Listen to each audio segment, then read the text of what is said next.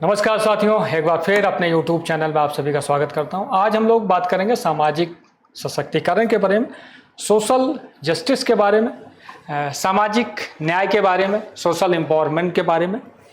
किसी भी देश में जो भी लोग निवास करते हैं उसमें चाहे अमीर हो, गरीब हो, अल्पसंख्यक हो, सभी को जीवन जीने का अधिकार है, सभी को बराबरी का अधिकार है। समाज में कोई बड़ा छोटा नहीं होता।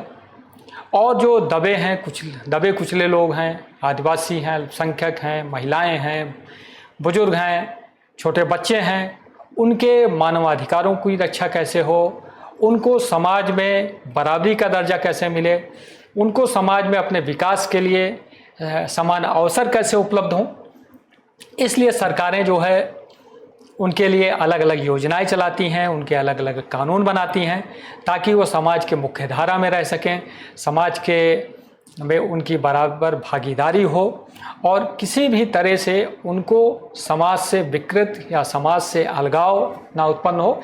इसलिए वो अलग अलग योजनाओं के द्वारा, अलग अलग कार्यक्रमों के द्वारा उनके सशक्तिकरण के लिए काम करती है। तो आज हम लोग उसी के बारे में सामाजिक समानता के बारे में बात करेंगे, सोशल एम्पावरमेंट के बारे में बात करेंगे कि सरकारों द्वारा समाज के भलाई के लिए, समाज में जो लोग रह रहे हैं, जो दबे हैं, कुचले हैं, जिनको समाज के द्वारा दबाया जाता है या समाज में उनको उस तरह की सुविधाएं नहीं मिल पाती जिसके वो हकदार हैं, तो उसी सब के लिए बात करेंगे। भारत में सामाजिक सशक्तिकरण, सोशल एम्पावरमेंट से तात्पर्य समाज के सभी तत्वों से है जो अपने जीवन पर समान नियंत्रण रखते हैं, जीवन के प्रमुख निर्णय में सक्षम है, निर्णय लेने में समान अवसर रखते हैं। एक राष्ट्र का विकास तभी संभव है जब सभी को, समाज के सभी तत्वों को समान रूप से अवसर उपलब्ध हो और वो सशक्त हो। इसलिए सामाजिक सशक्तिकरण किसी भी देश के विकास में महत्वपूर्ण भूमिका निभाता है। सामाजिक सशक्तिकरण, इस लेख में हम इस संबंध में सरकार के द्वारा उठाए गए कदमों, उसके अर्थ, उसके विभिन्न घटक, उसके हस्तक्षेप पर चर्चा करेंगे। सामाजिक सशक्तिकरण की परिभाषा। सामाजिक सशक्तिकरण के अनुसार समाज के सभी सदस्यों को अपने जीवन और समान अधिकार को महत्वपूर्ण निर्णय लेने के क्षमता का विकास करना, समाज के सभी तत्वों को समान रूप से सशक्त किए बिना किसी भी देश का विकास पथ पर वो सशक्त रूप से आगे नहीं बढ़ सकता। इसे स्वायत्तता और आत्मविश्वास की भावना प्राप्त करने के साथ साथ व्यक्तिगत और सामूहिक रूप से सामाजिक संबंधों, संस्थाओं और प्रवृत्तियों को बदलने के लिए कार्य करने की प्रक्रिया के रूप में परिभाषित किया गया है, जो गरीब लोगों को बहिष्कृत करते हैं और उन्हें समाज से बाहर रखने का प्रयास करते हैं। सशक्त होने के बारे में लोगों की धारणाएं समय, संस्कृति और जीवन क्षेत्रों के माध्यम से बदलती रहती हैं। जब एक निम्न जात के व्यक्ति को विभिन्न सामाजिक और आर्थिक समूहों के पुरुषों और महिलाओं के साथ सार्वजनिक सभा में निष्पक्ष सुनवाई दी जाती है तो वह शक्तिशाली महसूस करता है। यदि एक रूढ़वादी घराने की महिला को पुरुष के साथ बिना अकेले घर छोड़ने की अनुमति दी जाती है तो वह खुद को सशक्त महसूस करती है। जब एक ट्रांसजेंडर व्यक्ति को काम पर रखा जाता है तो वह स्वयं को सशक्त महसूस करता है। तो ये कई सारी चीज़ें हैं जो लोगों को उनकी सशक्तिकरण के लिए, उनको समाज में समान अवसर देने के लिए जब काम किया जाता है तो वो अपने आप को सशक्त, अपने आप को समाज से जुड़ा हुआ महसूस करते हैं। सामाजिक सशक्तिकरण का महत्व, एम्पावरमेंट ऑफ सोशल एम्पावरमेंट। सामाजिक सशक्तिकरण के परिणाम स्वरूप लोगों को सही काम के चयन की संभावना अधिक होती है, जिसमें बेरोजगारी और रोजगार में कमी आती है। सामाजिक सशक्तिकरण के परिणाम स्वरूप गरीबों के खिलाफ होने वाली सामाजिक हिंसा में कमी आई है। जब कोई सामाजिक रूप से सशक्त होता है तो अपने अधिकारों और जिम्मेदारियों का सही से निर्वहन करता है। भ्रष्टाचार के मामले में सामाजिक सशक्तिकरण फायदेमंद है क्योंकि व्यक्तियों शोषित वर्ग को समझते हैं और रिश्वत देने से बचते हैं, जिससे भ्रष्टाचार कम होता है। गरीबी कम करने का एक तरीका सामाजिक सशक्तिकरण भी है। जब लोगों को सशक्त किया जाता है और अपने ज्ञान को अच्छे से उपयोग में लाते हैं और अपनी गरीबी को कम करने की अधिक संभावना रखते हैं तो राष्ट्रीय समृद्धि के लिए भी महत्वपूर्ण है और लोगों को आर्थिक रूप से सशक्त बनाता है। सामाजिक सशक्तिकरण मूल लाभ यह है कि इससे समाज का अधिकार समग्र और समावेशी विकास होगा। लोगों की कमाई न केवल व्यक्तियों और उनके परिवारों को लाभान्वित करती है बल्कि समाज के विकास में भी योगदान देती है। अगर कोई गरीब है, कोई अपंग है या कोई दबा कुचला है और वो सशक्त होता है आर्थिक रूप से, शैक्षणिक रूप से, तो उससे समाज की और देश की भी भलाई होती है, देश भी आगे बढ़ता है। सामाजिक रूप से कमज़ोर समूह जिसमें अनुसूचित जनजात, अनुसूचित जनजात और महिलाएं, अनुसूचित जाति, अल्पसंख्यक, ग्रामीण क्षेत्रों की जनसंख्या, वरिष्ठ नागरिक, वो जो सेवानिवृत्त की आयु तक पहुंच चुके हैं, विकलांग, ये सब जो है सामाजिक सुरक्षा के दायरे में आते हैं। सामाजिक रूप से कमज़ोर वर्ग हैं जिसमें से अनुसूचित जातियों को 30 राज्यों के केंद्रशासित प्रदेशों में अधिसूचित किया गया और लगभग 705 अद्वितीय जनजातीय समूह जनजाति जिन्हें अनुसूचित जनजाति के रूप में अपने देश में पंजीकृत किया गया है। 2011 की गणना के अनुसार देश की जनजातीय आबादी कुल आबादी का 8% है जो 43 करोड़ है। अब इनकी संख्या लगभग 60 करोड़ से भी ऊपर हो गई है क्योंकि ये 2011 की जनगणना के हिसाब से है। इनमें से लगभग 90% ग्रामीण क्षेत्रों में रहते हैं जबकि 10% शहरी क्षेत्रों में रहते हैं। आदिम जनजातीय समूह का कुल जीटीपी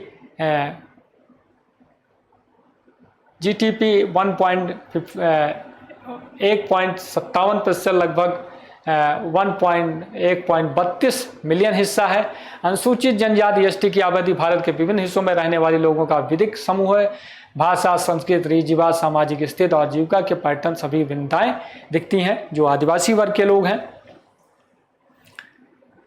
देश की 2/3 से अधिक एसटी आबादी सिर्फ 7 राज्यों मध्य प्रदेश, महाराष्ट्र, उड़ीसा, गुजरात, झारखंड, राजस्थान, झारखंड और छत्तीसगढ़ में रहे। चूंकि 3 राज्यों दिल्ली, एनसीआर, पंजाब और हरियाणा और 2 केंद्रशासित प्रदेश पांडिचेरी और चंडीगढ़ को अनुसूचित जाति नामित नहीं है, जहां कोई एसटी आबादी नहीं है। मतलब ये जो आदिवासी वर्ग के लोग हैं, जो हमारे भाई बहन हैं, वो इन सभी 7 राज्यों में इनकी बहुतायत में संख्या है। तो उसमें जो है छत्तीसगढ़, झारखंड, बिहार, मध्य प्रदेश, उड़ीसा, गुजरात, राजस्थान और जैसे राज्य हैं जिनमें इनकी बहुतायत संख्या है। 2011 की गणना के अनुसार जनजातीय निवासियों को नल के पानी, स्वच्छ सुविधाओं, जल निकासी के बुनियादी ढांचे और स्वच्छ खाना पकाने की ईंधन तक की काफ़ी कम पहुंच है। जो आदिवासी वर्ग के लोग हैं इनके पास स्वच्छ ईंधन नहीं है, इनके पास पीने के पानी, स्वच्छ पानी की व्यवस्था नहीं है, इनके पास घर नहीं है और ये सब चीज़ें नहीं हैं जो मूलभूत सुविधाएं हैं। मतलब जो शुरू की, मतलब अगर आदमी के पास, किसी के पास एक कोठरी नहीं है पक्की, तो उसके पास बिजली, टीवी, गाड़ी, मोटर, मोबाइल, इसकी तो कल्पना नहीं की जा सकती। तो सरकार के द्वारा इन सब चीज़ों को आदिवासियों के भलाई के लिए कई सारी योजनाएं चालू की जा रही हैं।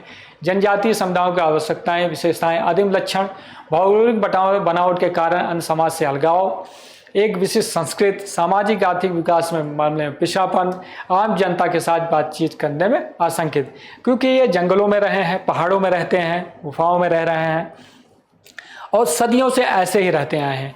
तो एक आम जनमानस में इनका उतना इंटरेक्शन नहीं है, इतना तो ये बोलने चालने में, उनसे बात करने में घबराते हैं और इनकी पहनावा, इनकी संस्कृति, इनकी भाषा सब अलग है। तो इस वजह से जो है ये पिछड़े हैं और इन तक अभी विकास की जो लौ है या विकास की जो योजनाएं हैं वो सही ढंग से इनके तक न हो पहुंच पाई हैं। इसके अलावा सहगोत्र विवाह की प्रथा जनजाति के भीतर होती है और आत्म अलगाव के रूप में काम कर सकती है और समुदाय इसका उपयोग आसपास की आबादी के साथ एकीकरण और पूरी तरह से विलय का विरोध करने के लिए करता है। जनजातीय समुदाय मैदानी और जंगलों से लेकर पहाड़ियों और दुर्गम क्षेत्रों की विभिन्न परिस्थितियों और जलवायु परिस्थितियों में रहते हैं। जनजातीय समूह सामाजिक, आर्थिक और शैक्षिक विकास के विभिन्न चरणों में है, जबकि कुछ जनजातीय समुदाय में स्पेक्ट्रम के दूसरे छोर पर जीवन की मुख्य धारा को अपनाया है। कुछ अनुसूचित जनजाति 75 को गृह मंत्रालय विशेष रूप से कमजोर जनजातीय समूहों के रूप में चिन्हित किया गया है।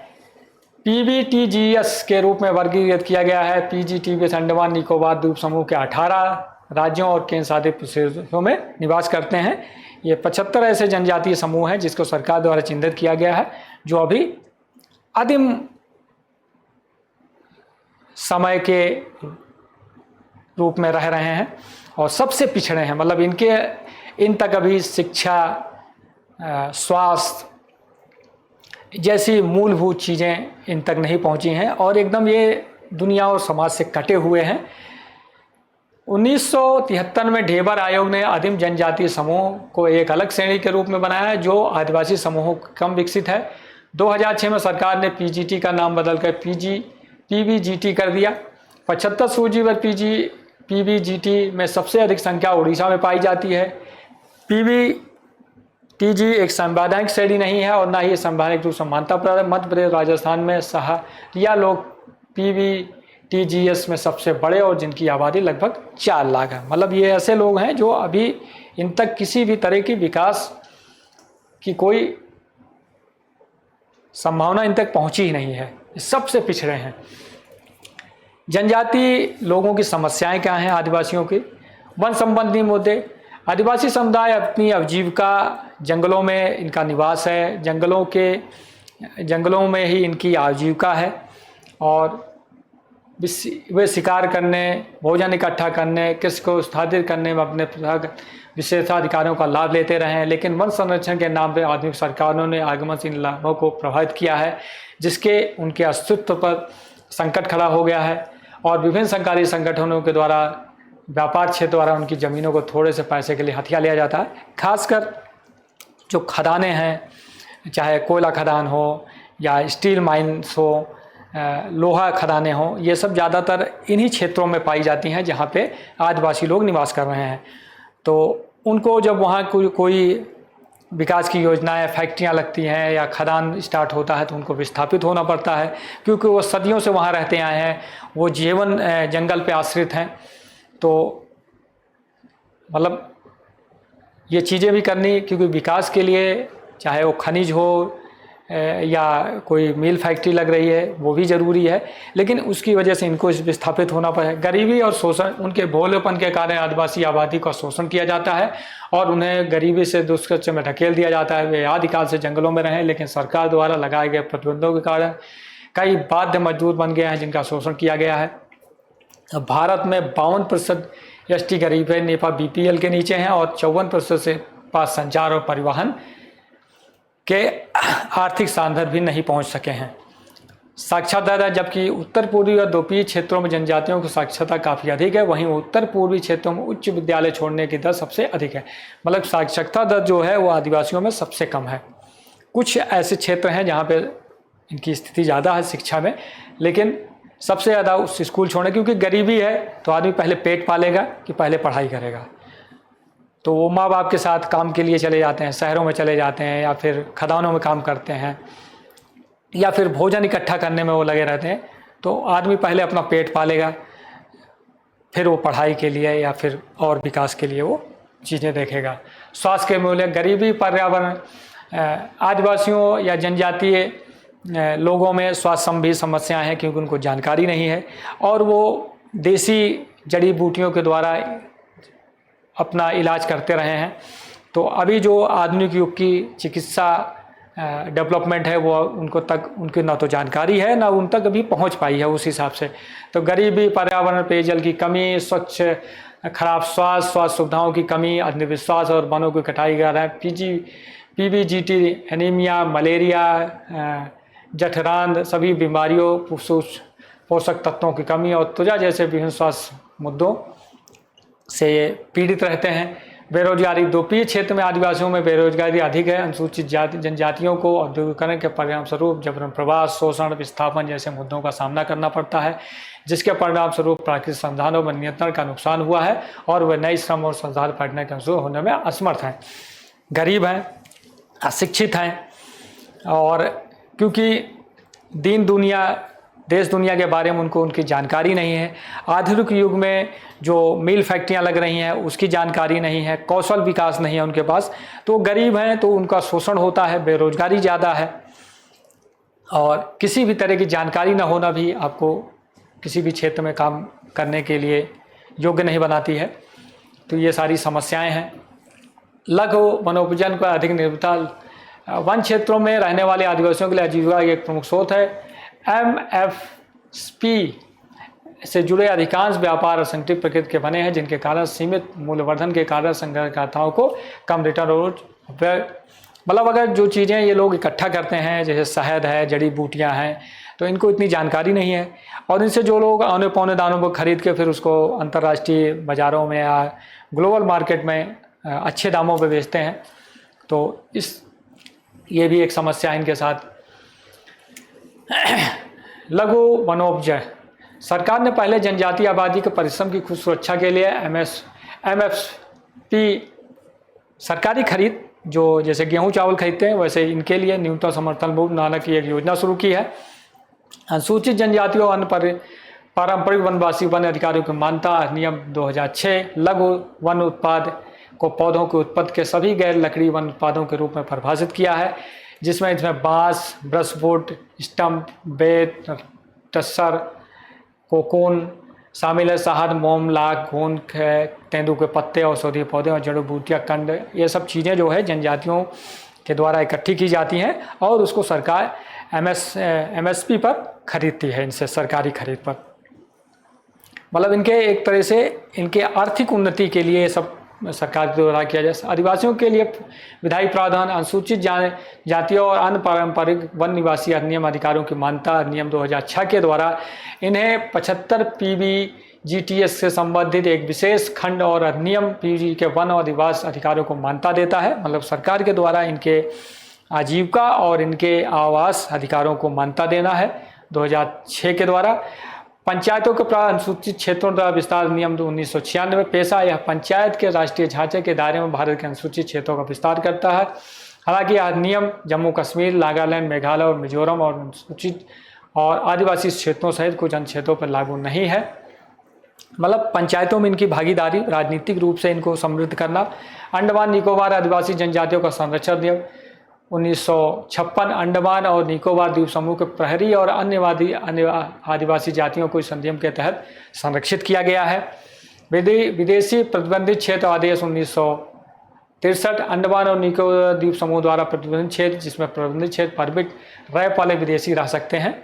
मतलब एक सरकार के द्वारा परमिट जारी किया जाता है जिसमें विदेशी लोग जाके वहाँ पे रह सकते हैं और कुछ ऐसे क्षेत्र हैं जहाँ पे किसी भी बाहरी आदमी को वहाँ जाना मना है। अंडमान निकोबार द्वीप समूह आदिवासी जनजाति का संरक्षण विनियमन 1956 अंडमान और निकोबार द्वीप समूह के PGP के अवसर जनजातीय रिजर्व की रक्षा की है। अगस्त 2018 में पर्यटन को बढ़ावा देने और निवेश को प्रोत्साहित करने के लिए गृह मंत्रालय ने अंडमान निकोबार द्वीप समूह से 30 द्वीपों को विदेशी प्रतिबंध क्षेत्र आदेश के तहत अनुसूचित RAP या प्रतिबंधित क्षेत्र परमिट शासन से बाहर करने का निर्णय लिया है। मतलब इन 30 ऐसे टापू हैं जिसपे जो पहले प्रतिबंधित है, इनसे पर्यटन को बढ़ावा देने के लिए, वहाँ के लोगों को रोजगार से जोड़ने के लिए इसमें कुछ ढील दी गई है।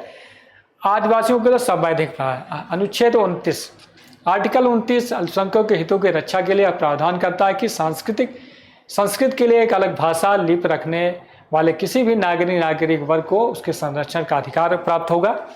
इसी तरह अनुच्छेद 46 राज्य के नीति निर्देशक सिद्धांतों के तहत यह प्रावधान किया गया कि राज्य विशेष देखभाल के साथ लोगों को कमजोर वर्गों, विशेष रूप से अनुसूचित जातियों, अनुसूचित जनजातियों के शैक्षणिक और आर्थिक हितों को बढ़ावा देगा।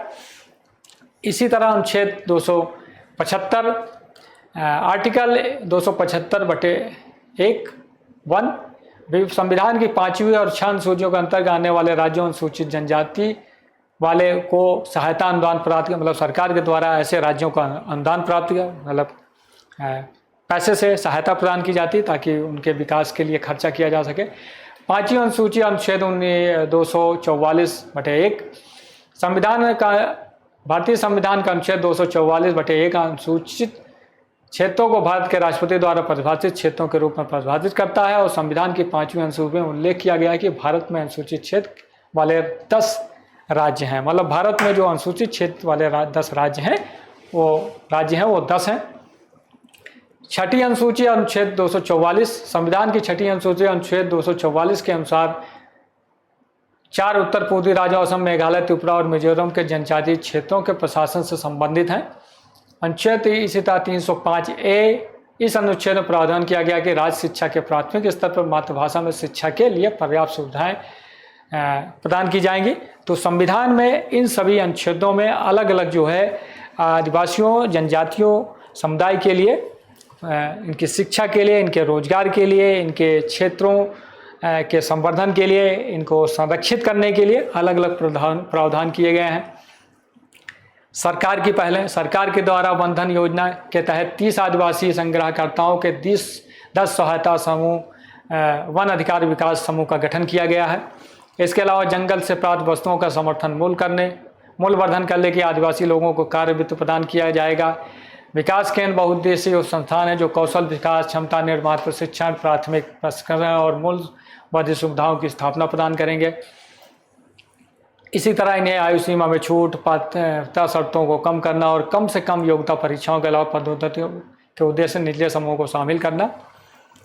मतलब आदिवासी समुदाय, जनजातीय समूह को शिक्षा में, स्वास्थ्य में, इनके रोजगार में, इनके कौशल विकास में, इनको आवास सुविधा, इनको मतलब जो भी सरकारी योजनाएं हैं, इनके क्षेत्रों को सड़क मार्ग से जोड़ना, संचार माध्यम से जोड़ना, बिजली पहुंचाना, पानी पहुंचाना, मतलब सरकार के द्वारा इनके विकास के लिए अलग अलग योजनाएं चलाई जा रही हैं ताकि ये मुख्यधारा में आ सकें।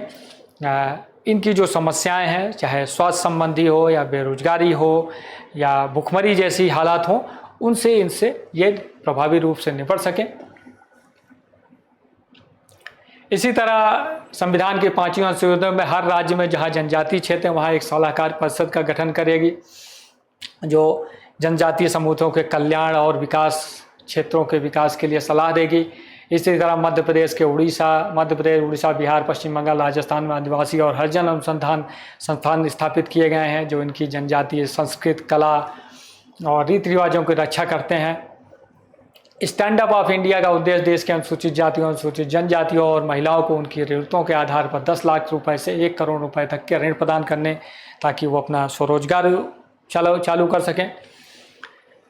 तो ये सारी चीज़ें आदिवासियों और जनजातियों के सामाजिक, आर्थिक, राजनैतिक, शैक्षणिक, स्वास्थ्य संबंधी, बेरोजगार, मतलब सारी समस्याओं को केंद्रित करके सरकारों द्वारा अलग अलग योजनाओं के माध्यम से इनके हर तरह के विकास में सहयोग किया जा रहा है, इनको संरक्षित किया जा रहा है। इसके अलावा आता है महिलाओं को कैसे सशक्त किया जाए, कैसे इनको घरेलू हिंसा, दहेज, इनको जला देना, इनके ऊपर जो शारीरिक प्रताड़ना है या समाज में जो इनका स्थान है उसको कैसे सुरक्षित किया जाए। पिछले कई दशकों में महिला सशक्तिकरण दुनिया में चर्चा का विषय रहा है। संयुक्त राष्ट्र सहित कई अंतर्राष्ट्रीय संस्थाओं ने लैंगिक समानता को प्राथमिकता दी है। यह माना जाता है कि महिलाएं अपनी सामाजिक, आर्थिक, राजनीतिक समानता का दावा करने के लिए अब इंतजार नहीं कर सकती हैं। समानता का मूल लाभ प्रदान करना जिसका आनंद पूरे देश को मिल सके। महिलाओं को सशक्त बनाना केवल नैतिक रूप से आवश्यक, देश की आर्थिक विकास में भी महत्वपूर्ण है। देश की 2011 की जनगणना के अनुसार भारत की कुल जनसंख्या में महिलाओं की संख्या 48.37% है। महिलाओं से संबंधित समस्याएं जो हैं, जिसमें एक सबसे पहला है दहेज प्रथा और दहेज हत्याएं। महिलाओं की शादी में दहेज दिया जाता है और कभी कभी इसमें जो है कोई लड़की दहेज कम लेके गई है तो उसको प्रताड़ित किया जाता है, उसकी कभी कभी हत्या कर दी जाती है, जला दिया जाता है या उसको छोड़ दिया जाता है। तो ये एक बड़ी समस्या है जिसमें इनकी मौत भी हो जाती है। जिनकी दहेज के विवाद तो लगातार उत्पीड़न होता है और यातनाएं झेलना पड़ता है, जिससे उनके परिवार में सबसे ज़्यादा खतरे में रहता है। महिलाओं के खिलाफ सबसे ज़्यादा आम प्रकार का अपराध पति और रिश्तेदारों द्वारा क्रूरता, जो सभी घटनाओं का 36% है। महिलाओं को आमतौर पर गुलाबी कॉलर रोजगार के लिए उपयुक्त माना जाता है, जैसे कि शिक्षक, नर्स, रिसेप्शनिस्ट, बेबी सिटर्स, व्याख्यान और अन्य रूढ़िवादी महिलाएं केवल नौकरियां या अन्य क्षेत्र में उनके विकल्पों को सीमित किया जाता है। मतलब पहले जो महिलाओं को नौकरी पर रखा जाता था उसमें ज़्यादातर शिक्षक, नर्स हो गई या फिर थोड़ा बहुत मीडिया में इनका रोल होता था, या फिर ये घरेलू सहायिका के तौर पर बच्चों को संभालना, खाना बनाना, सफाई करना, इन्हीं सब कामों में रखा है। लेकिन आज के समय में महिलाएं हर क्षेत्र में काम कर रही हैं। सेना में हैं, पुलिस में हैं, डॉक्टर हैं, इंजीनियर हैं, साइंटिस्ट हैं।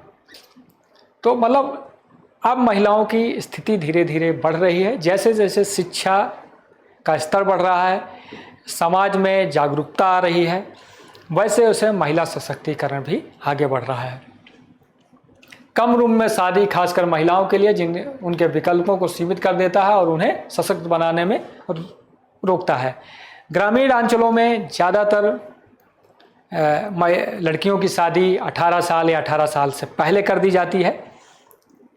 लेकिन जैसे जैसे शिक्षा का स्तर बढ़ रहा है, कंपटीशन बढ़ रहा है, लड़कियां आगे आ रही हैं अलग अलग क्षेत्रों में, ये चीज़ें कम हो रही हैं। लेकिन अभी भी खासकर ये गरीब परिवारों में और जहाँ शिक्षा का अभाव है वहाँ ये समस्या अभी भी है। विशेष रूप के ग्रामीण में बालिकाओं को समय पर पोषण और स्वास्थ्य सहायता में वंचित रखा जाता है। नचीना भारतीय लड़कियों में कुपोषण और एनीमिया दुनिया में सबसे ज़्यादा है। कई समाज में महिलाओं के लिए शिक्षा वर्जित है और अगर उन्हें शिक्षा का मौका मिलता भी है तो वो गृह कार्य द्वारा लगाई गई सीमा के कारण लड़की कक्षा में उपस्थित नहीं हो पाती। भारत में महिलाएं कृत्रिम बाधाओं जैसे रूढ़वादिता, मीडिया से संबंधित चिंताओं और अनौपचारिक सीमा को सामना करती हैं और उन्हें अपने संगठनों में रैंकों के माध्यम से प्रबंधन के पदों पर बढ़ने से रोकती हैं। भारत में महिलाओं की राजनीतिक भागीदारी कम है। भारतीय संसद में 11.8% और राज्य विधानसभाओं में ये केवल 9% है। इसी तथ्य के बावजूद 73वें संविधान संशोधन अधिनियम में महिलाओं के लिए 33% पंचायत आरक्षण सीटों में आरक्षण की मांग की गई है। फिर सरदार समाज लिंग भेद द्वारा सरपंच पद का प्रतिशतात्मक सत्तात्मक संस्कृति को है जिसमें पुरुष शासन करते हैं। अपने पूरे इतिहास में बेरोजगारी के प्रावधान को महिलाओं के साथ साथ असमान व्यवहार द्वारा चिन्हित किया गया है। कई उद्योगों में महिलाओं को पसंद नहीं किया जाता है और उनको कम भुगतान दिया जाता है काम का। सेम कार्य के लिए सेम भुगतान नहीं मिलता। भारत में डिजिटल लिंग अंतर बहुत बड़ा है। देश में कुल रुचि उपयोगकर्ताओं 29% के 1/3 से भी कम महिलाएं जिम्मेदार हैं। गरीब देश में महिलाओं पुरुषों की तुलना में 12% से कम इंटरनेट का इस्तेमाल करती हैं। ये कई सारी समस्याएं हैं। पहला है दहेज उत्पीड़न, शिक्षा की कमी, समान कार्य में समान वेतन। दूसरा, इनके साथ सामाजिक भेदभाव भी होता है संस्थानों में, नौकरियों में, और बाल विवाह ये समस्या है।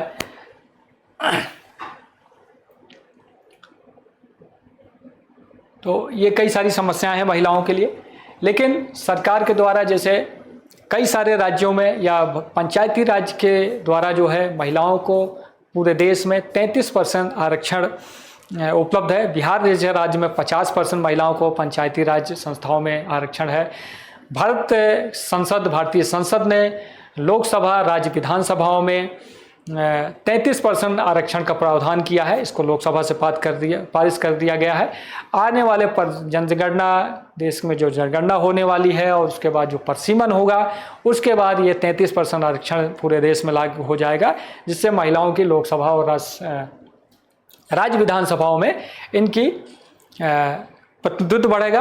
पंचायतों में बढ़ा है, लेकिन पंचायतों में पंचायत प्रधानपति या ब्लॉक प्रमुख है तो उनके पति उसका सारा काम कर रहे हैं। ये एक समस्या है। घरेलू हिंसा अधिनियम DBD अधिनियम में हालिया संशोधन, मतलब महिलाओं के कल्याण के लिए, महिलाओं के सशक्तिकरण के लिए कई सारी चीज़ें कदम उठाए गए हैं, जिसमें सुप्रीम कोर्ट ने DB अधिनियम के प्रासंगिक खंड में वयस्क पुरुष शब्द को खारिज कर दिया है, या स्थापित करते हुए कि एक महिला घरेलू हिंसा की दूसरी महिला पर शिकायत दर्ज करा सकती है। संशोधन के लिए सुप्रीम कोर्ट कहता कि क्योंकि घरेलू दुर्व्यवहार के अपराधी और उस्काने वाली महिलाएं ही हो सकती हैं, उनकी रक्षा करना अधिनियम के लक्ष्यों को प्रभावित करेगा।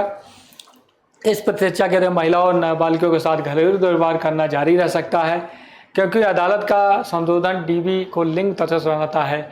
कई विशेषज्ञों ने बेंच सहित यह माना है कि यह कानून को अपने लक्ष्यों को अधिक प्रभावी ढंग से पूरा करने में मदद करना है। घरेलू हिंसा अधिनियम में अब लिव इन पार्टनर, पत्नियों, बहनों, विधवाओं, माताओं, एकल महिलाओं और तलाकशुदा महिलाओं को शामिल किया गया है, जो कानूनी सुरक्षा के लिए पात्र हैं। यह अधिनियम ऐसे मामलों में महिला की सहायता के लिए सुरक्षा अधिकारियों और गैर सरकारी संगठनों को नियुक्ति करता है। मतलब कोर्ट के द्वारा महिलाओं को सशक्त करने के लिए कानून बनाए गए हैं। कोई भी महिला किसी दूसरी महिला के ऊपर अगर अत्याचार हो रहा है तो उसकी शिकायत कर सकती है या खुद भी हो सका है। बहुत सारे हेल्पलाइन नंबर है, हर राज्य सरकार या केंद्र सरकार के द्वारा हेल्पलाइन नंबर जारी किए जाते हैं, खासकर घरेलू हिंसा को लेकर। लिंग संबंधी मुद्दों के समाधान के लिए पहल सुविधा प्रधानमंत्री भारतीय जन औषधि परियोजना के तहत रसायन और उर्वरक मंत्रालय ने 100 से अधिक प्रतिशत 800 बायोडिग्रेडेबल सैनिटरी पैड लॉन्च किया गया है। भारतीय महिलाओं के स्वास्थ्य की रक्षा के लिए दिशा में महत्वपूर्ण कदम है, जो सैनिटरी पैड की उच्च लागत के कारण अभी भी अपने मासिक धर्म के दौरान अस्वच्छ एड्स पर निर्भर है। इसके अलावा इलेक्ट्रॉनिक और सूचना प्रौद्योगिकी मंत्रालय द्वारा ग्रामीण क्षेत्रों में किशोर लड़कियों और महिलाओं को सस्ती सैनिटरी पैड उपलब्ध कराया जा रहा है, वितरित किया जाता है। इसका उद्देश्य प्रोजेक्ट स्त्री अभियान स्वाभिमान योजना की घोषणा की गई। नारी पोर्टल राष्ट्रीय सूचना विज्ञान केंद्र इलेक्ट्रॉनिक और सूचना प्रौद्योगिकी मंत्रालय द्वारा आयोजित और राष्ट्रीय ई गवर्नेंस योजना के तहत एक मिशन मोड परियोजना है। ई संवाद फोरम महिला एवं बाल विकास मंत्रालय की एक परियोजना है जो महत्वपूर्ण मुद्दों पर मंत्रालय से जुड़ने के लिए गैर सरकारी संगठनों नागरिक समाज के लिए एक मंच प्रदान करता है। गैर सरकारी संगठन एनजीओ नागरिक समाज ई संवाद मंच का उपयोग टिप्पणियाँ सुझाव प्रदान करने, शिकायतें दर्ज करने और सर्वोत्तम प्रथाओं का चर्चा करने आदि के लिए कर सकते हैं। मतलब समाचार माध्यमों को संगोष्ठी से, जो एनजीओज हैं, जो सहकारी समितियां हैं जो महिला के उत्थान के, महिलाओं के कल्याण के लिए काम कर रही हैं, उनको जागरूक करना, उनको समय समय पर सूचना उपलब्ध कराना और जो हिंसाएं हो रही हैं या जो किसी भी तरह के महिला के साथ दुर्व्यवहार हो रहा है उस पर चर्चा करना, उस पर सुझाव देना सरकार को। महिला सुरक्षा के लिए सरकार के पास है राष्ट्रीय महिला आयोग का गठन। राष्ट्रीय महिला आयोग की स्थापना 1992 में महिलाओं के लिए संवैधानिक कानूनी सुरक्षा की समीक्षा करने, सुधारात्मक कार्यों को सिफारिश करने, शिकायत समाधान को सुविधाजनक बनाने और सरकार को नीतिगत सलाह प्रदान करने के लिए महिला आयोग की स्थापना की गई है। साइबर अपराध जांच कई कानून स्कूल साइबर कानूनों और साइबर अपराधों को न्यायिक कर्मियों के लिए एक जागरूक और प्रशिक्षण कार्यक्रम प्रदान कर रहे हैं। सरकार द्वारा स्थापित प्रशिक्षण प्रयोगशालाओं में पुलिस अधिकारी न्यायिक अधिक प्रशिक्षण प्राप्त करते हैं। महिला हेल्पलाइन सार्वभौमिक योजना के तहत हिंसा की शिकार महिलाओं के 24 घंटे आपातकालीन सेवाओं और गैर आपातकालीन प्रक्रिया प्रदान करने के लिए उपलब्ध किया है। महिला और बाल विकास मंत्रालय राष्ट्रीय महिला सशक्तिकरण मिशन भारत सरकार के साथ साथ राज्य सरकारों के विभिन्न मंत्रालयों और विभागों के कार्यक्रमों को एक साथ लाकर महिलाओं के समग्र विकास के लिए सशक्तिकरण को बढ़ावा देने का प्रयास कर रही हैं। हेल्पलाइन योजना के तहत वन स्टॉप सेंटर की स्थापना, मतलब जो किसी एक तो हेल्पलाइन नंबर हो गया, दूसरा जो सार्वजनिक टैक्सियां हैं या सार्वजनिक बस परिवहन सुविधाएं हैं वहाँ पे एक स्टॉप बटन दिया होता है जिससे महिलाएं अगर उनके साथ किसी तरह की अप्रिय घटना होती है तो उसको अगर वो दबा देती हैं तो जो सेंटर होगा, जो आसपास के थाने होंगे या हेल्पलाइन महिला हेल्पलाइन व्यवस्था होगी, वहाँ पे वो सूचना चली जाएगी तत्काल और फिर उस हिसाब से वो तत्काल जो है कोई ना कोई व्यवस्था उसके लिए बनेगी, उसको बचाने के लिए, उसको रिकवर करने के लिए। राष्ट्रीय ग्रामीण स्वास्थ्य मिशन NRHM और परिवार कल्याण मंत्रालय जैसे राष्ट्रीय स्वास्थ्य पहलों और महिलाओं के मातृ स्वास्थ्य देखभाल और स्वास्थ्य को संबोधित करती है। राष्ट्रीय ग्रामीण स्वास्थ्य मिशन खासकर जो गर्भवती महिलाएं हैं उनकी देखभाल, उनको पोषण की व्यवस्था, उनकी सही चिकित्सीय देखभाल के लिए इसको चालू किया गया है। इसके राष्ट्रीय खाद्य सुरक्षा अधिनियम 2013 के अनुसार प्रधानमंत्री मातृ वंदना योजना एक मातृत्व लाभ कार्यक्रम है जिसे देश के सभी जिलों में लागू किया गया है, जिससे गर्भवती महिलाओं को पोषण, उनको आर्थिक सहायता, उनकी सही देखभाल और चिकित्सीय देखभाल इसके द्वारा की जाती है। इसके अलावा किशोर लड़कियों और लड़कों में एनीमिया के उत्तर प्रसार और घटनाओं को दूर करने के लिए 1 साप्ताहिक आयरन और फ्लोक्सी जैसी पूरा कार्यक्रम, इसमें आयरन की गोलियों का वितरण करना है जिससे एनीमिया की समस्या को दूर किया जाए। इसके अलावा अनुसूचित जातियां देश में हो जाती हैं जो बुनियादी सुविधाओं की कमी और भौगोलिक अलगाव के कारण अवस्था की सुविधाओं सदियों पुरानी प्रथाओं के साथ जुड़े हुए हैं। अनुसूचित जनजातियों को जो समस्याएं हैं जैसे पीने पानी की समस्या, मंदिरों में प्रवेश वर्जित, सार्वजनिक परिवहन और दफनाने सहित कई आवश्यक सेवाओं में वंचित कर दिया गया है। इसी तरह SC/ST जातियों में कई प्रकार की प्रगति हुई, फिर भी अभी तक वो सामाजिक अक्षमताएं मौजूद हैं जो एक कट सत्य है। अनुसूचित जाति के मानवाधिकारों का कभी बहुसंख्यक और समाज के अन्य वर्गों के द्वारा उल्लंघन किया जाता है।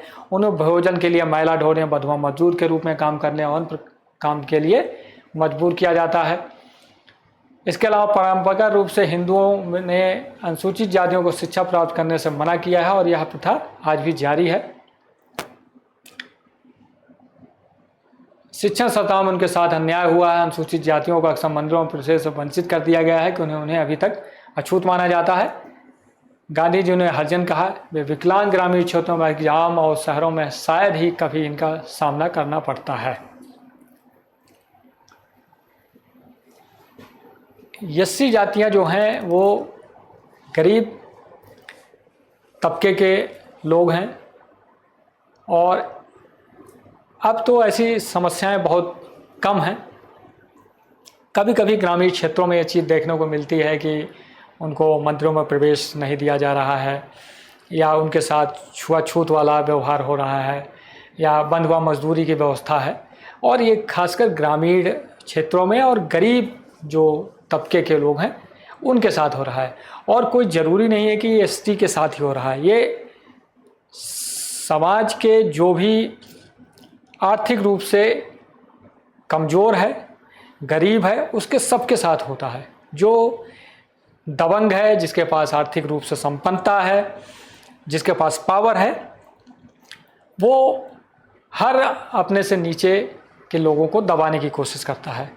तो उसके लिए सरकार के द्वारा कई सारी पहलें होती हैं, जैसे शैक्षणिक सशक्तिकरण, सभी वर्गों को खासकर अनुसूचित जाति के छात्रों को प्री मैट्रिक और पोस्ट मैट्रिक दोनों स्तर पर विभिन्न छात्रवृत्तियाँ प्रदान की जाती हैं। मतलब छात्रवृत्ति एक धनराशि उपलब्ध कराई जाती है ताकि वो अपनी शिक्षा को सुचारू रूप से चला सकें, किताबें खरीद सकें, कपड़े खरीद सकें, और कई सारी सरकारें उनको मुफ्त में किताबें उपलब्ध कराते हैं, ड्रेस उपलब्ध कराते हैं, जूता मोजा बैग, और उसके अलावा छात्रवृत्ति और मध्याह्न भोजन की व्यवस्था, ये सारी चीज़ें हैं।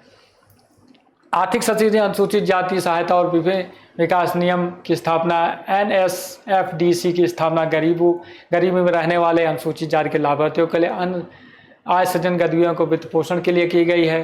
राज्य चैनलाइजिंग एजेंसियों के माध्यम राष्ट्रीय सफाई कर्मचारी वित्त और विकास नियम, सामाजिक आर्थिक विकास के लिए आय सृजन गतिविधियों के लिए सफाई कर्मचारियों, हाथ से मैला ढोने वाले और उनके आश्रयों के बीच लाभार्थियों को ऋण प्रदान करना। अनुसूचित जाति उद्यम पूंजी कोष, इस कोष का लक्ष्य अनुसूचित जातियों के बीच उद्यमशीलता को बढ़ावा देना और नवाचार को विकास प्रौद्योगिकी में रुचि रखने, साथ ही उद्यमियों को रियायती वित्त पोषण प्रदान करना। स्टैंड अप इंडिया योजना का उद्देश्य देश के अनुसूचित जातियों, अनुसूचित जनजाति और महिलाओं को उनकी ज़रूरतों के आधार पर 10 लाख रुपए से 1 करोड़ रुपए तक का ऋण उपलब्ध कराया जाता है ताकि वो अपना स्वरोजगार, अपने रोजगार को बढ़ा सकें।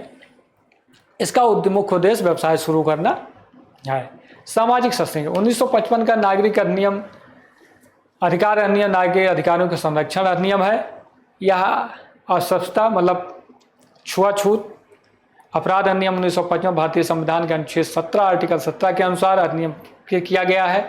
अधिनियम भारत के पूरे देश को कवर करता है। यह अस्पृश्यता छुआ का अभ्यास करने वालों को दंडित करता है। केंद्र और राज्य शासित प्रदेश इसे लागू करते हैं। मतलब किसी भी तरह की किसी भी के द्वारा छुआछूत को यह प्रतिबंधित करता है। अनुसूचित जाति और अनुसूचित जनजाति अत्याचार निवारण अधिनियम 1989 यह एक ऐसा कानून है जो अनुसूचित जातियों और अनुसूचित जनजातियों के खिलाफ अत्याचारों को प्रतिबंधित करता है।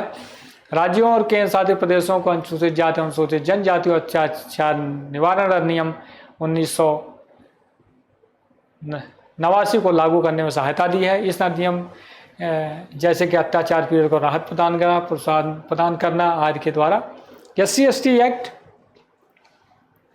वो यही है जिससे अगर SC/ST एक्ट में अगर SC लोगों को अगर उनके ऊपर, दलितों के ऊपर किसी भी तरह का अत्याचार होता है, छुआछूत या बंधुआ मजदूरी या उनको शारीरिक प्रताड़ना किसी भी तरह की होती है, तो उनको इस अधिनियमों के द्वारा लोगों को दंडित करने का प्रावधान है, उनको आर्थिक सहायता दी जाती है।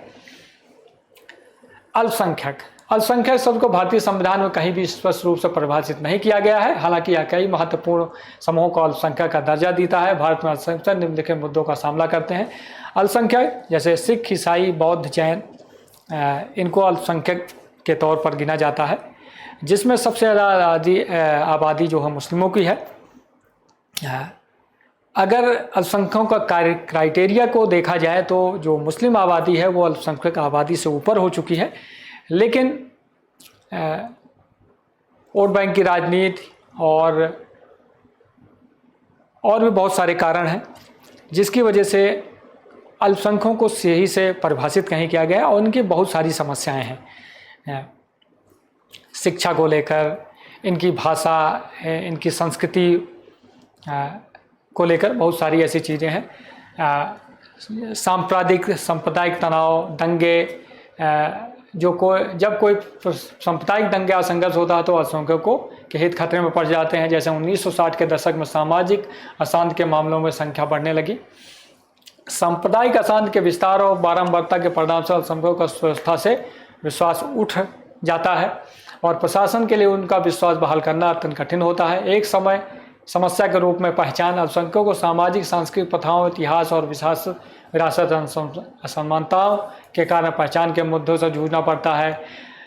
बहुसंख्यक समाज को समायोजित करने का मुद्दा उठता है। सुरक्षा समस्या, अलग अलग पहचान समाज के बाकी हिस्सों की तुलना में उनकी छोटी छोटी संख्या के परिणामस्वरूप अपने जीवन, संपत्ति और कल्याण के बारे में असुरक्षा की भावना को प्राप्त होती है।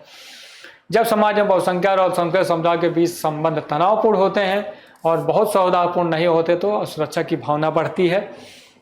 सरकार और राजनीति में कम प्रतिनिधित्व का मुद्दा, यद्यपि भारतीय संविधान धार्मिक अल्पसंख्यकों सहित सभी लोगों को समान अवसर और समानता की गारंटी देता है, लेकिन सबसे बड़े अल्पसंख्यक समूह मुसलमानों ने इस बुनियादी मानवाधिकारों का लाभ नहीं उठाया और उन्हें यह आभास होता है कि उनकी उपेक्षा की जा रही है। मुसलमानों में शिक्षा की कमी है, स्वास्थ्य समस्याएं हैं और महिलाओं से संबंधित बहुत सारे मुद्दे हैं, जैसे शिक्षा है, स्वास्थ्य को लेकर है, बहुविवाह और बाल विवाह, ये सारे को बहुत सारी सामाजिक समस्याएं हैं।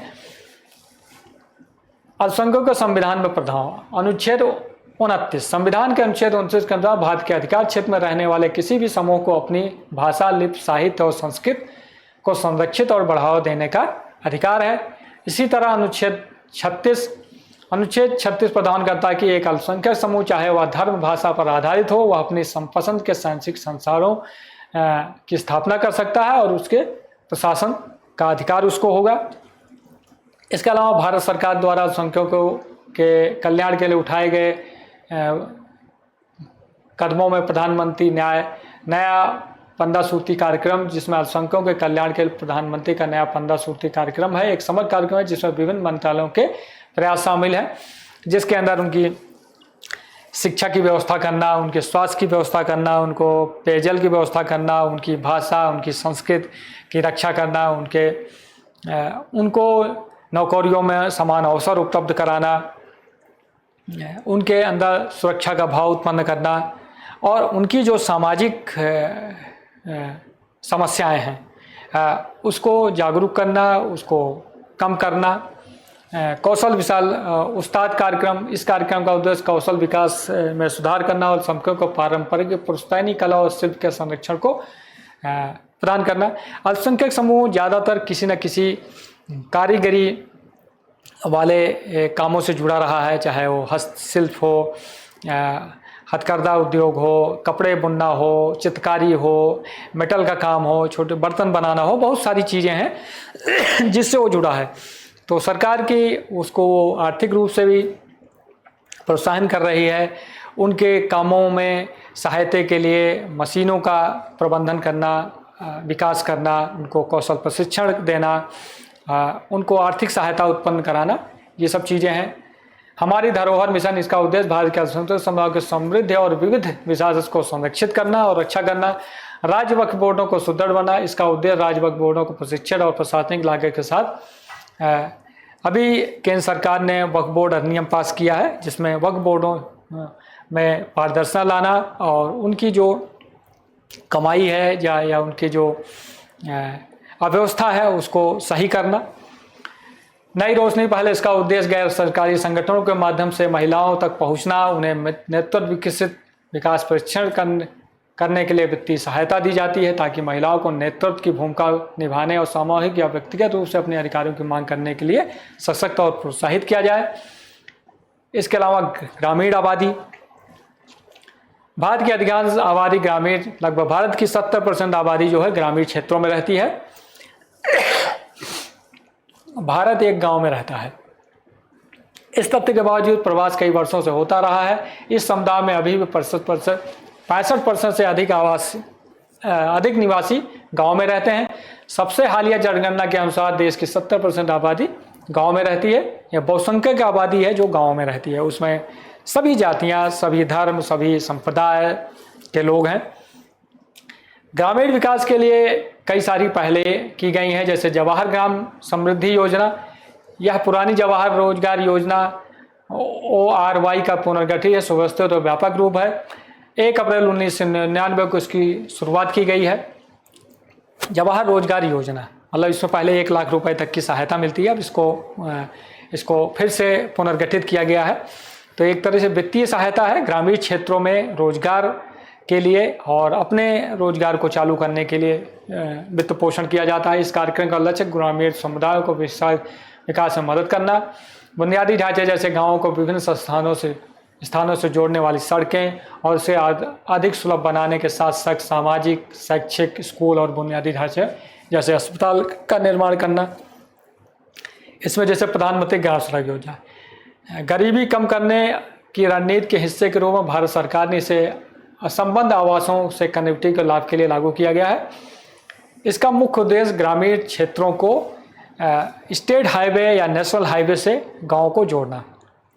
लगभग हर इस पूरे देश में लागू किया गया है और लगभग हर गांव को जो भी सड़क मार्ग से नहीं जुड़े हैं उसको इसके दायरे में लाके प्रधानमंत्री ग्राम सड़क योजना के माध्यम से सभी गांवों को स्टेट हाईवे या नेशनल हाईवे से कनेक्टिविटी प्रदान करना।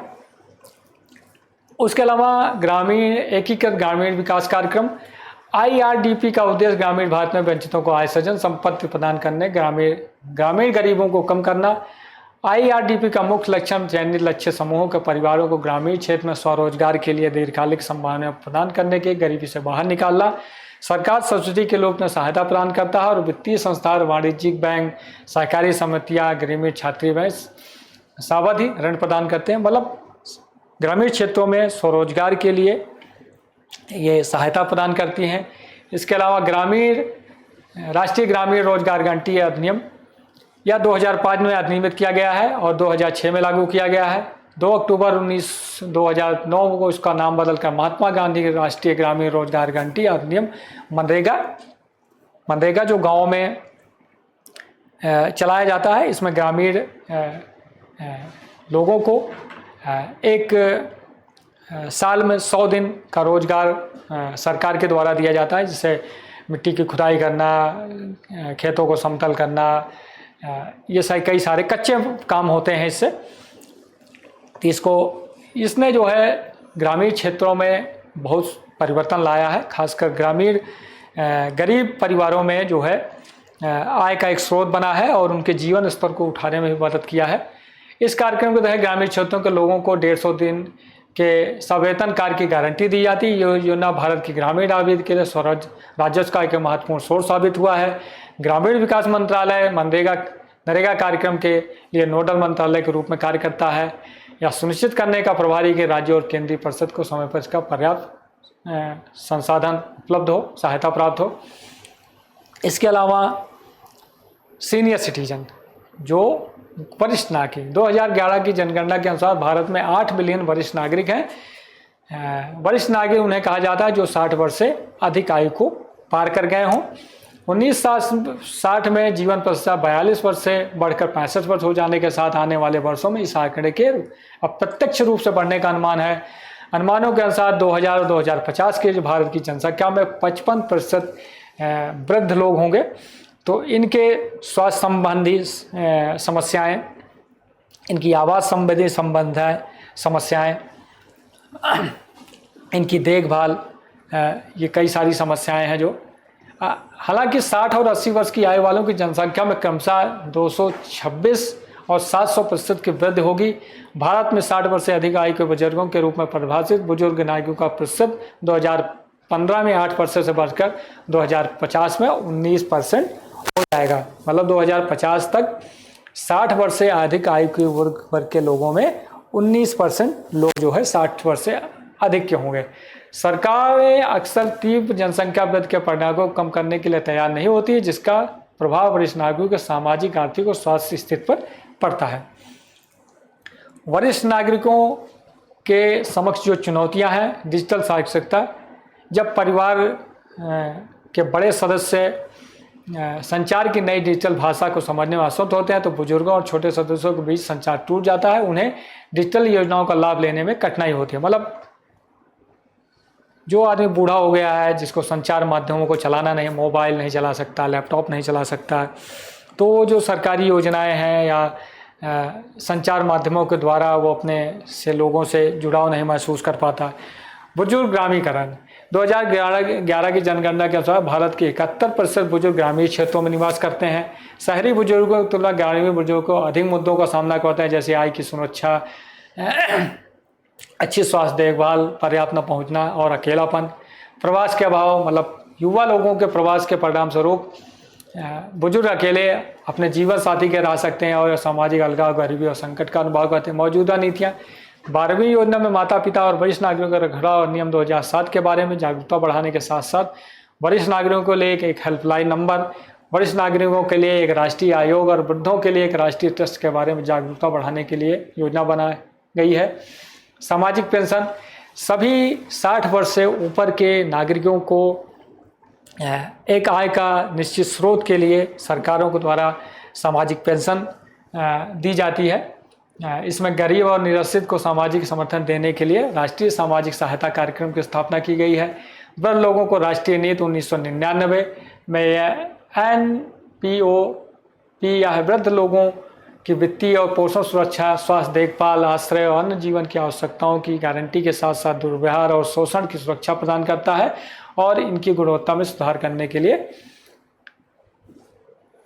सेवाओं तक पहुंच गारंटी के लिए सरकारी सहायता की मांग करता है। प्रधानमंत्री सुरक्षा बीमा योजना, अटल पेंशन योजना, वरिष्ठ नागरिकों के लिए स्वास्थ्य बीमा योजना, वरिष्ठ पेंशन बीमा योजना 2017, गरीबी रेखा के नीचे वरिष्ठ नागरिकों को सहायता और सहायक उपकरण प्रदान करने की योजना, वरिष्ठ नागरिकों कल्याण कोष, अन्य कुछ ऐसी योजनाएं हैं जो वरिष्ठ नागरिकों को कुछ सहायता प्रदान करने के लिए सरकार द्वारा ये पहले की गई है। इसके अलावा विकलांग व्यक्तियों PWD का कलंक सामना करना पड़ता है। व्यक्तियों को कलंक जो रोजमर्रा की जिंदगी में उनकी गरिमा का हनन करता है। 2011 की जनगणना के अनुसार भारत में 68 लाख विकलांग लोग हैं, इसमें करोड़ लिखा है, जो 2.21% है। हालांकि विश्व स्वास्थ्य संगठन का अनुमान कि भारत दुनिया की 15% आबादी विकलांग है। विकलांग में पुरुषों की आबादी 56% और महिलाओं की आबादी 44% है। इसमें दृष्टिबाधित, सुनने की समस्या, बोलने की समस्या, चलने फिरने की समस्या, अपंगता, मानसिक समस्याओं वाले लोग हैं। भारतीय संविधान सभी नागरिकों को समानता, स्वतंत्रता, न्याय, गरिमा की गारंटी देता है। इस तरह विकलांग लोगों सहित सभी के लिए एक समावेशी समाज का अनिवार्य रूप से कार्य करना चाहिए।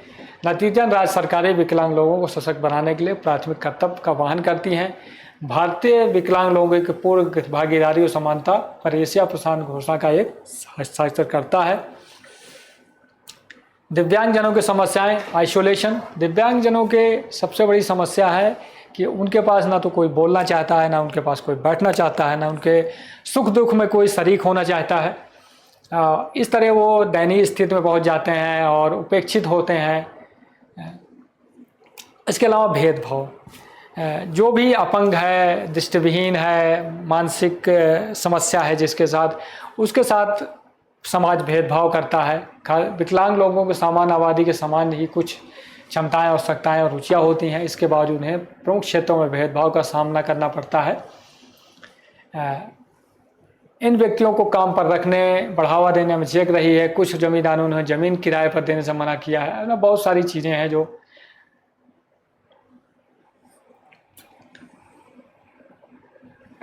विकलांग लोगों की समस्याओं को दूर करने के लिए सरकारों ने बहुत सारी पहलें की हैं, जिसमें वाहन के डिजाइन के मामले प्लेटफॉर्म स्तर के वाहनों की ऊंची और संगत सीढ़ियाँ, विशेष रूप से सार्वजनिक परिवहन साथी, जैसे बसों में जो सीढ़ियाँ होती थी उनको नीचे लाया गया है। ट्रेनों के जो प्लेटफॉर्म और सीढ़ियों की जो ऊंचाई होती थी उनको बराबर किया गया है, और उनके लिए व्हील चेयर की व्यवस्था करना, एक्सीलेटर की व्यवस्था करना ताकि उनको चढ़ने उतरने में आसानी हो, लिफ्ट की व्यवस्था करना रेलवे स्टेशनों पे, बस अड्डों पे।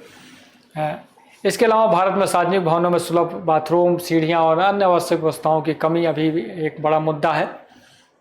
भारत में स्वास्थ्य संबंधी मुद्दे क्या हैं? निगरानी क्षमता सीमित है। विकलांग व्यक्तियों के सशक्तिकरण विभाग जो PWD को प्रभावित वाले मुद्दे हैं, राष्ट्रीय नोडल विभाग है जो एक सिफारिश कार्यक्रम है। हालांकि इसमें कई पहलों का बजट मामूली है और जो संसाधन उपलब्ध हैं उनका उपयोग भी अधिकतम क्षमता से नहीं किया जा सकता।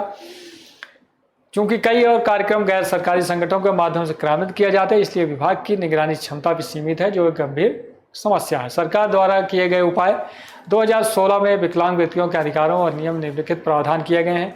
जैसे यह कानून विकलांगता की एक गतिशील और विकासशील परिभाषा प्रस्तुत करता है। कानून द्वारा कवर की गई क्षमताओं की संख्या 7 से बढ़ाकर 21 कर दी गई है। जैसे पहले 7 तरह के विकलांग लोग होते हैं, अब इनकी संख्या बढ़ा के 21 कर दी है। मतलब इसमें बहुत तरह की, जैसे किसी को दिखाई नहीं देता, किसी को सुनाई नहीं देता, किसी के हाथ पैर नहीं काम करते, किसी को पैरालिसिस है, किसी के मानसिक समस्या है, किसी को और कई तरह की स्वास्थ्य समस्याएं हैं। तो इनकी संख्या बढ़ा के अब 21 तरह की, इनकी संख्या 21 कर दी गई है। कानून द्वारा की गई क्षमताओं बढ़ा दी गई है। इसके अलावा बेंचार विकलांगता वाले व्यक्तियों, ऐसे व्यक्ति हैं जिन्हें अधिनियम में सूचीबद्ध कम से कम 40% विकलांगों के रूप में प्रमाणित किया गया है। मतलब अब कोई भी जो सामान्य नागरिक होता है, अगर उसमें किसी चीज़ में 40% की कमी है तो ऐसे लोगों को विकलांग की श्रेणी में रखा जाएगा।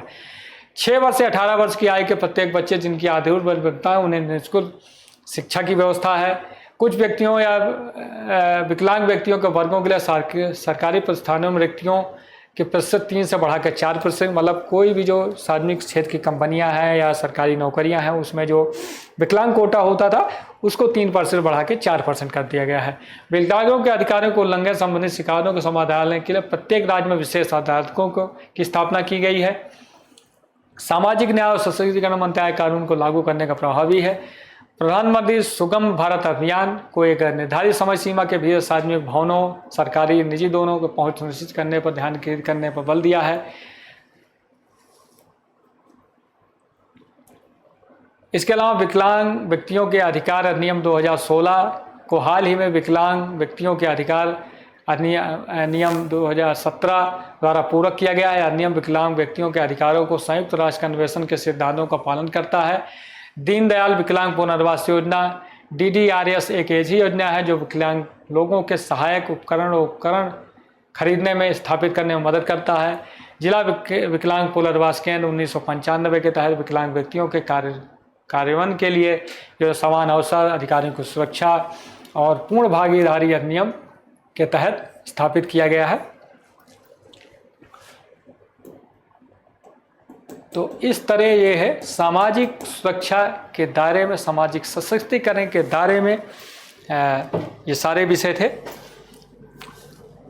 हमारे देश में या विश्व में जितने भी देश हैं उसमें सामाजिक सुरक्षा, सामाजिक समीकरण, सोशल जस्टिस, सभी को न्याय, सभी को समान अवसर मिले, इसके लिए समय समय पर सरकारें जो है कानून बनाती हैं, सरकारें काम करती हैं,